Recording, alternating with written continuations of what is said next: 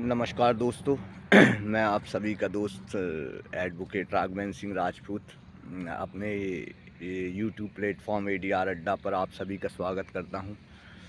और जैसा आप जानते हैं कि मैं देश की बात करता हूं, तो थोड़ा आपसे देश की बात करूंगा और देश में चल रहे मुद्दों पर बात करूंगा। तो जैसा आप जानते हैं कि किसानों को सरकार की तरफ से अब जो न्योता आया है बातचीत का, अब वो डेडलॉक खुल गया है। और जगजीत सिंह डल्लेवाल जी जो अमर अनशन पर बैठे थे, उन्होंने मेडिकल सुविधा लेने से की स्वीकृति दे दी है। और किसानों का जो डेडलॉक सरकार के साथ बना हुआ था कि उनके और किसानों के बीच में किसी प्रकार का कोई संवाद नहीं हो रहा था, तो संवाद के रास्ते खुले हैं। अब आने वाले समय में देखना होगा कि किसान जिन बिंदुओं पर, जिन मोर्चों पर अपने अपने अपने एजेंडे को लेकर, अपनी मांगों को लेकर वो दिल्ली जाना चाहते थे, जिन मांगों पर समर्थन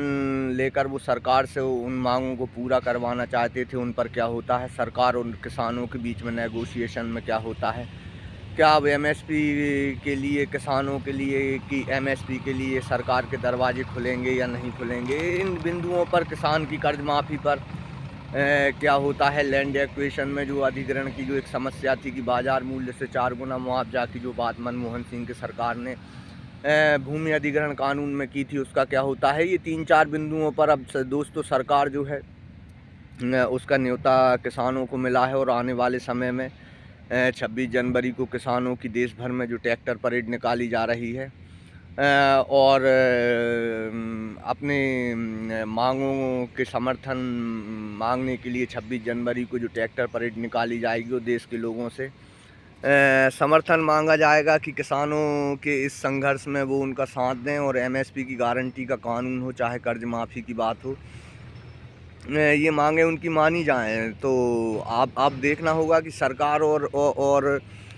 सबसे दिलचस्प बात जो दोस्तों देखने लायक होगी वो होगी कि एमएसपी की गारंटी पर सरकार क्या फार्मूला लेकर आती है।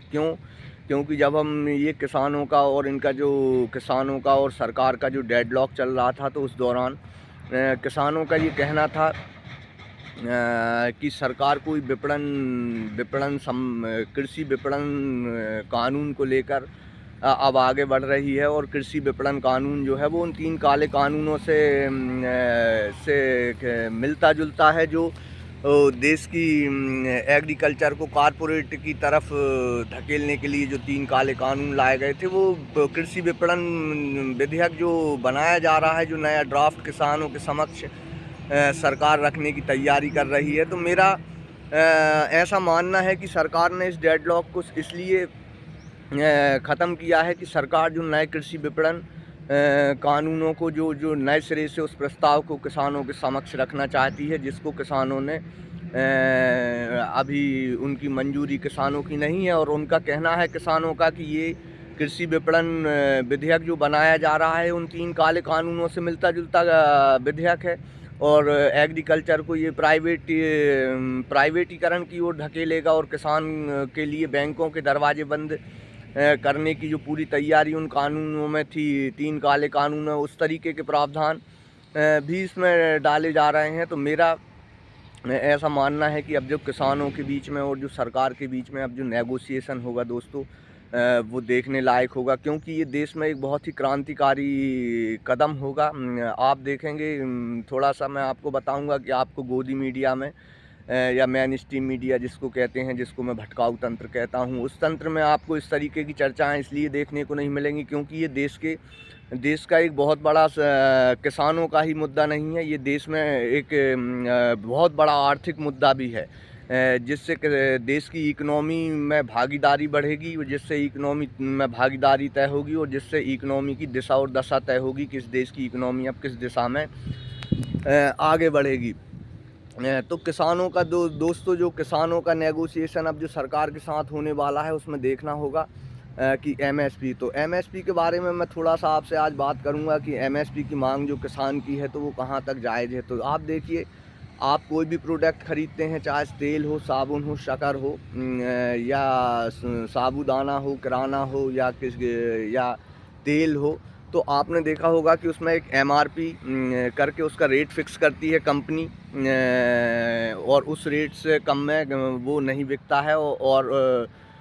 अपना मुनाफा और अपनी लागत उस धंधे में जोड़कर और उसकी मूल्य तय होता है। ऐसे ही दोस्तों किसानों का है कि एमएसपी की बात जब किसान करता है तो किसान का जो एमएसपी तय करने का जो फार्मूला है, एक तो सबसे बड़ी समस्या देश में ये उत्पन्न हो गई है कि देश में एग्रीकल्चर के हिसाब से मंडियों की संख्या कम हो गई है, तो एमएसपी पर बहुत कम अनाज तुल पाता है, और जो सारा अनाज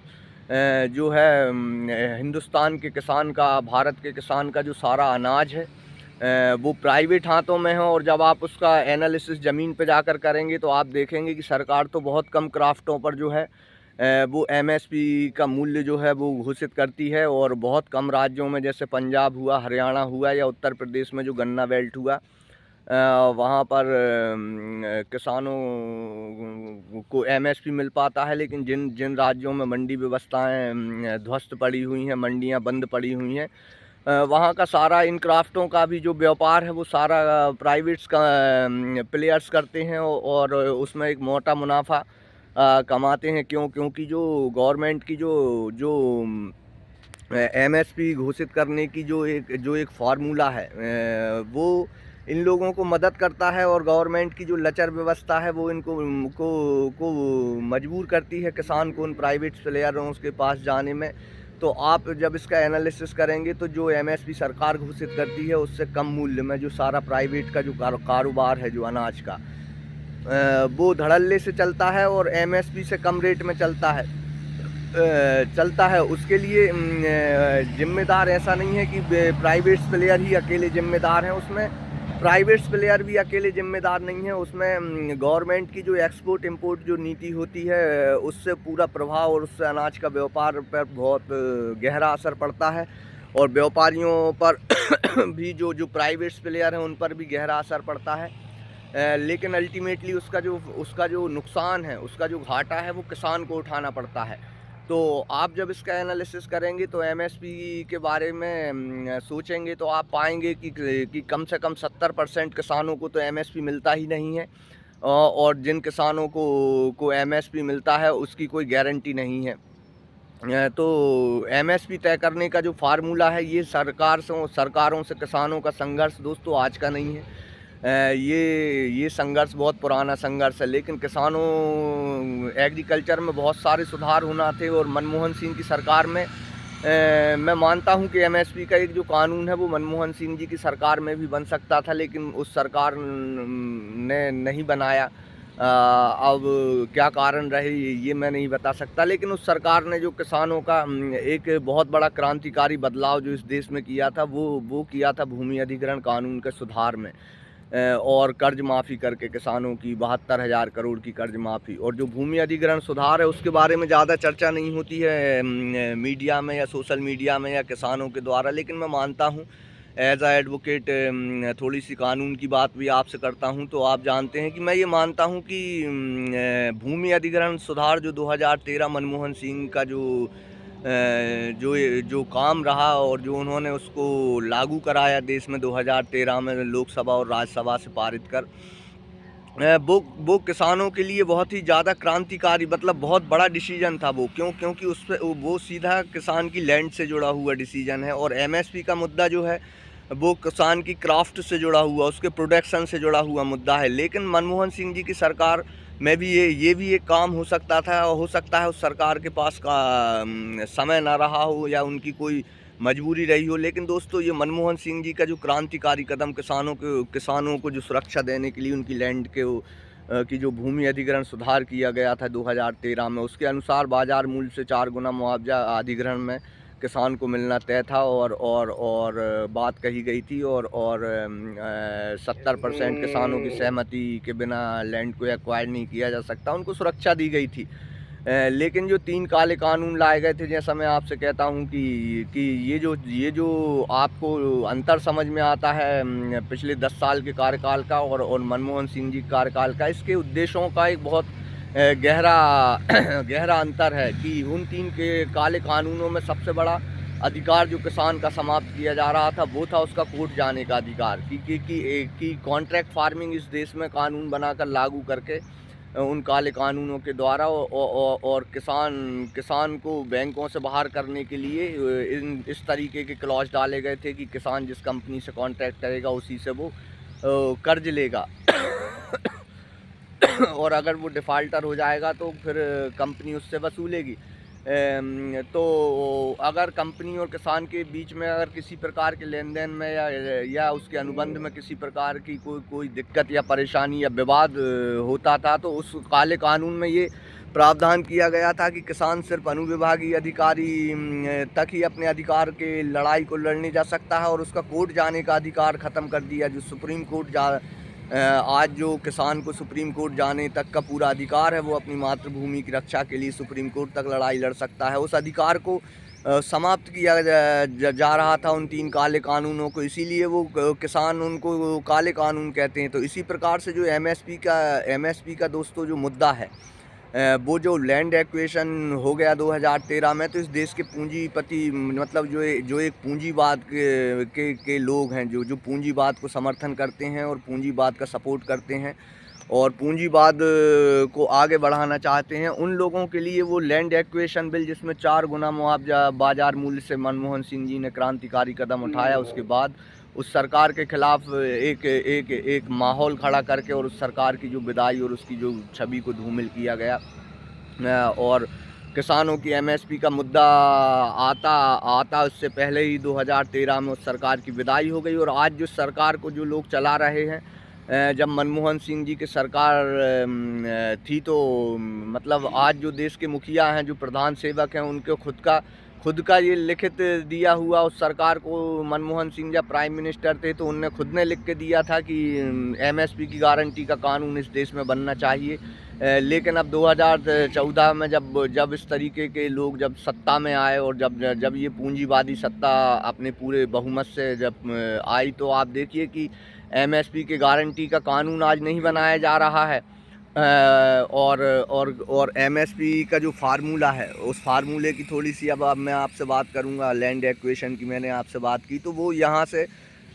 शुरू होती है किसानों का संघर्ष भट्टा परसौल से। और एमएसपी तो मिनिमम सपोर्ट प्राइस, तो आप अगर किसान का जो स्वामीनाथन जी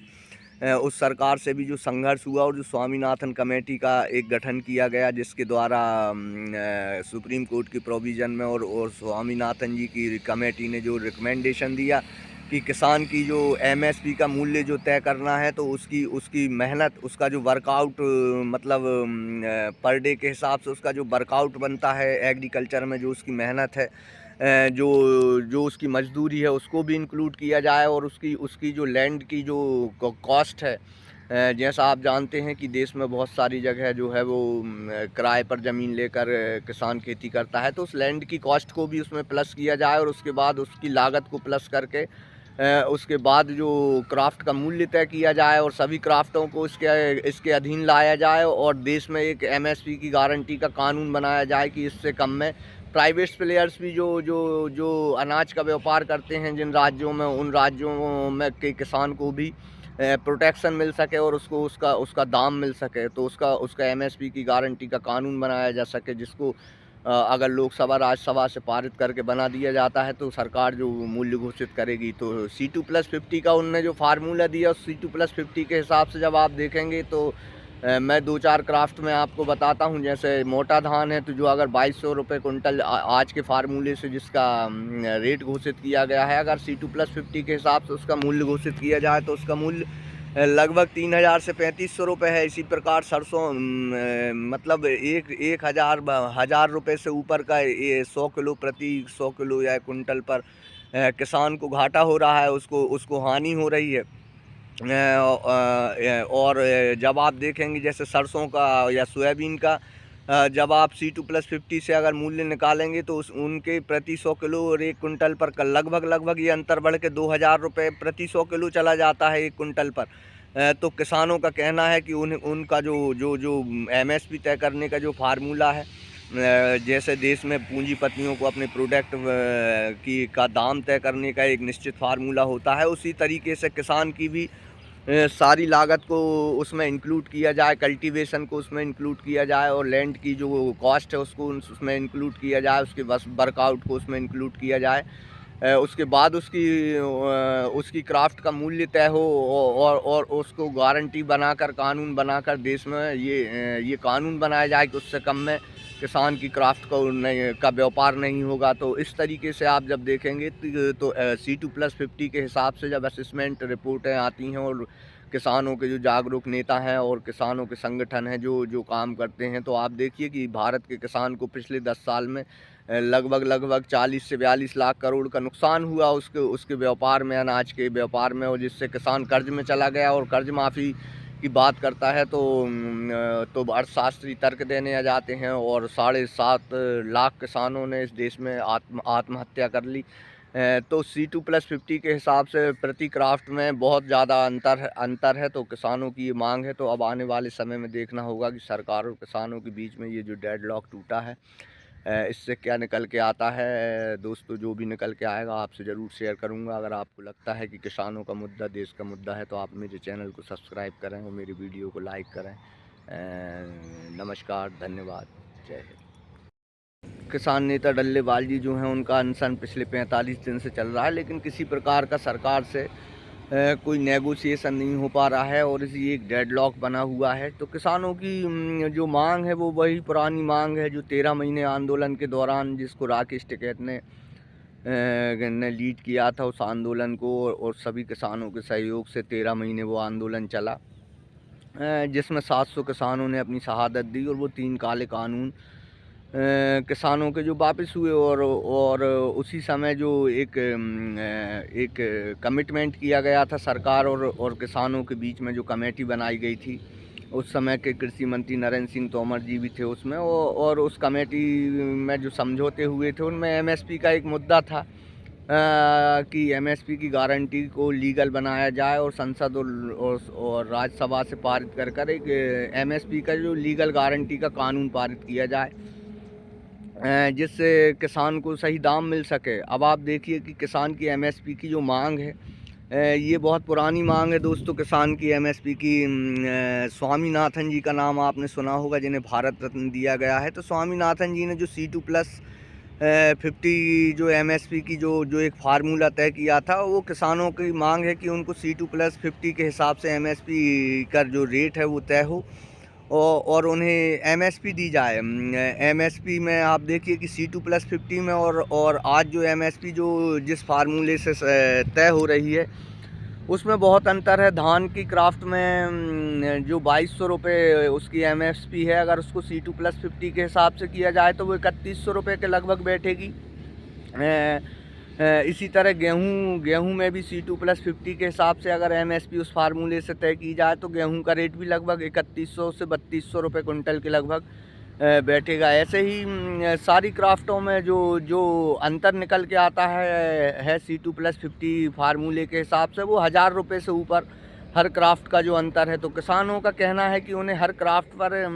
जो प्रति 100 किलो उनको जो नुकसान होता है, वो 1000 रुपये से ऊपर का जो नुकसान हो रहा है, उसको रोकने के लिए उनकी मांग है कि MSP की गारंटी का एक लीगल कानून बनाया जाए, जिसमें सरकार C2+50 के हिसाब से रेट तय करे और उससे कम में किसान की क्राफ्ट ना बिके और किसान को एक वाजिब मूल्य मिल सके। उनका जो किसानों की ये मांग है, किसानों का कहना है कि उनकी जायज़ मांग है। आप देखिए 2014 के बाद जिस तरीके से एग्रीकल्चर के क्षेत्र में जो लागत जो है वो लगभग 2 से 3 गुनी हो गई है। जो फर्टिलाइज़र की बोरी जो 600 रुपये की आती थी, वो फर्टिलाइज़र की बोरी अब लगभग 1200-1300 रुपये की आ रही है। इसी प्रकार से जो जो बिजली अमिटमेंट बिल को जो लाया गया, उसके बाद जो बिजली की दरों में जो बढ़ोतरी हुई, उसके बाद आप डीजल का रेट देखिए कि 2013-14 में जो डीजल का रेट 54 रुपये प्रति लीटर हुआ करता था, वो अब 80 से 90 के बीच में टैक्स लगाकर सारे देश में प्राप्त हो रहा है। तो किसानों का कहना है कि लागत 3 गुनी हो गई है और किसान की MSP का जो बढ़ाने का जो रेशो है, वो रेशो बहुत कम है और किसानी जो है, जो एग्रीकल्चर में किसान जो है वो घाटे में जा रहा है। और वो आंकड़े देते हैं किसान कि आप देखिए कि पिछले 10 से 15 साल के बीच में 12 से 15 साल के बीच में किसानों ने लगभग जो है 7.5 लाख किसानों ने आत्महत्या की कर्ज के चलते हुए। तो किसानों की एक मांग ये भी है कि किसानों का कर्ज माफ़ किया जाए और जब भी किसानों को ज़रूरत हो उनके कर्ज माफ़ी भी की जाए। उसके में किसानों का तर्क है कि जिस तरीके से 16 लाख करोड़ रुपए जो है वो पूंजीपतियों का बट्टे खाते में डाला गया, तो किसान का भी कर्ज माफ़ किया जा सकता है। तो ये मांग है, लेकिन 45 दिनों से किसान नेता डल्लेवाल जी जो हैं वो लगभग 42-45 दिन हो गए दोस्तों, और वो अमरण अनशन पर हैं और उनकी हालत बहुत नाजुक बताई जा रही है। जिस तरीके से वहाँ से वीडियोज़ निकल के आ रहे हैं, तो किसान का संघर्ष जो है दोस्तों वो जारी है इस समय। और अब देखना होगा कि ये डेडलॉक किस तरीके से टूटता है। किसान अपनी बात जो सरकार के समक्ष रखना चाहती है उस पर सरकार का क्या रिस्पॉन्स होता है, अगले वीडियो में हम बात करेंगे। लेकिन दोस्तों, किसानों की एमएसपी की मांग हो चाहे कर्ज माफ़ी की मांग हो, किसानों का संघर्ष लगातार जारी है। और लेकिन ये आपको मेन स्ट्रीम मीडिया में दिखाई नहीं देगा। क्योंकि किसानों का जो पुराना आंदोलन था, जो 13 महीने चला था, आपने देखा होगा किस तरीके से किसान को खालिस्तानी और आतंकी और किस तरीके की उपाधियां देकर नवाजा गया। लेकिन अंततः वो 3 काले कानून वापस हुए और अहिंसात्मक तरीके से वो आंदोलन 13 महीने चला, जिसमें 700 किसानों ने शहादत दी। तो अब देखना ये होगा कि ये डेडलॉक किस तरीके से टूटता है और किसानों के और सरकार के बीच क्या बात होती है। कुछ तथ्य निकल के सामने आता है तो दोस्तों उस पर मैं अपने विचार आपसे शेयर करूंगा। अगर आपको लगता है कि किसानों के मुद्दे देश के असली मुद्दों में से हैं, तो आप मेरे चैनल को सब्सक्राइब करें, मेरी वीडियो को लाइक करें और ज़्यादा से ज़्यादा वीडियो को शेयर करें, ताकि किसान को ये पता लग सके कि C2+50 के हिसाब से हर क्राफ्ट में प्रति 100 किलो उसको 1000 रुपये से ऊपर का जो नुकसान उठाना पड़ रहा है उससे किसान को बचाया जा सके और किसान अपने कृषि को डेवलप करने के लिए आगे सोच सके। दोस्तों नमस्कार, धन्यवाद। नमस्कार दोस्तों, मैं आप सभी का दोस्त राघवेंद्र सिंह राजपूत एडवोकेट अपने चैनल ADR अड्डा पर आप सभी का स्वागत करता हूं। और अगर आपको मेरा वीडियो अच्छा लगे तो मेरे चैनल को सब्सक्राइब करें और मेरे वीडियो को लाइक करें और ज़्यादा से ज़्यादा शेयर करें, ताकि ये सारी जानकारियां जो हैं वो देश के किसानों तक, नौजवानों तक और देश के लोगों तक पहुंच सकें और वो इस देश के असली मुद्दों पर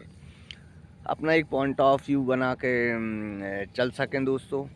तो आप देख रहे हैं कि पिछले 41-42 दिन से जो किसानों का हरियाणा बॉर्डर पर जो किसानों को रोका गया है, और किसान नेता डल्लेवाल जी जो हैं उनका अनशन पिछले 45 दिन से चल रहा है, लेकिन किसी प्रकार का सरकार से कोई नेगोशिएशन नहीं हो पा रहा है और इसी एक डेडलॉक बना हुआ है। तो किसानों की जो मांग है वो वही पुरानी मांग है जो 13 महीने आंदोलन के दौरान, जिसको राकेश टिकैत ने लीड किया था उस आंदोलन को, और सभी किसानों के सहयोग से 13 महीने वो आंदोलन चला, जिसमें 700 किसानों ने अपनी शहादत दी और वो 3 काले कानून किसानों के जो वापस हुए। और उसी समय जो एक कमिटमेंट किया गया था सरकार और किसानों के बीच में, जो कमेटी बनाई गई थी, उस समय के कृषि मंत्री नरेंद्र सिंह तोमर जी भी थे उसमें, और उस कमेटी में जो समझौते हुए थे उनमें एमएसपी का एक मुद्दा था कि एमएसपी की गारंटी को लीगल बनाया जाए और संसद और राज्यसभा से पारित कर एक एमएसपी का जो लीगल गारंटी का कानून पारित किया जाए, जिससे किसान को सही दाम मिल सके। अब आप देखिए कि किसान की एमएसपी की जो मांग है, ये बहुत पुरानी मांग है दोस्तों। किसान की एमएसपी की स्वामीनाथन जी का नाम आपने सुना होगा, जिन्हें भारत रत्न दिया गया है। तो स्वामीनाथन जी ने जो C2+50 जो एमएसपी की जो एक फार्मूला तय किया था, वो किसानों की मांग है कि उनको C2+50 के हिसाब से एमएसपी का जो रेट है वो तय हो और उन्हें एमएसपी दी जाए। एमएसपी में आप देखिए कि C2+50 में और आज जो एमएसपी जो जिस फार्मूले से तय हो रही है उसमें बहुत अंतर है। धान की क्राफ्ट में जो 2200 रुपये उसकी एमएसपी है, अगर उसको C2+50 के हिसाब से किया जाए तो वो 3100 रुपये के लगभग बैठेगी। इसी तरह गेहूं में भी C2+50 के हिसाब से अगर एमएसपी उस फार्मूले से तय की जाए तो गेहूं का रेट भी लगभग 3100 से 3200 रुपये कुंटल के लगभग बैठेगा। ऐसे ही सारी क्राफ्टों में जो जो अंतर निकल के आता है C2+50 फार्मूले के हिसाब से, वो 1000 रुपये से ऊपर हर क्राफ्ट का जो अंतर है। तो किसानों का कहना है कि उन्हें हर क्राफ्ट पर जो प्रति 100 किलो उनको जो नुकसान होता है वो 1000 रुपये से ऊपर का जो नुकसान हो रहा है, उसको रोकने के लिए उनकी मांग है कि एमएसपी की गारंटी का एक लीगल कानून बनाया जाए, जिसमें सरकार C2+50 के हिसाब से रेट तय करे और उससे कम में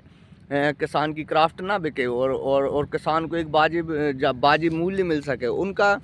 जो किसानों की ये मांग है, किसानों का कहना है कि उनकी जायज़ मांग है। आप देखिए 2014 के बाद जिस तरीके से एग्रीकल्चर के क्षेत्र में जो लागत जो है वो लगभग 2 से 3 गुनी हो गई है। जो फर्टिलाइज़र की बोरी जो 600 रुपये की आती थी, वो फर्टिलाइज़र की बोरी अब लगभग 1200-1300 रुपये की आ रही है। इसी प्रकार से जो जो बिजली अमिटमेंट बिल को जो लाया गया, उसके बाद जो बिजली की दरों में जो बढ़ोतरी हुई, उसके बाद आप डीजल का रेट देखिए कि 2013-14 में जो डीजल का रेट 54 रुपये प्रति लीटर हुआ करता था, वो अब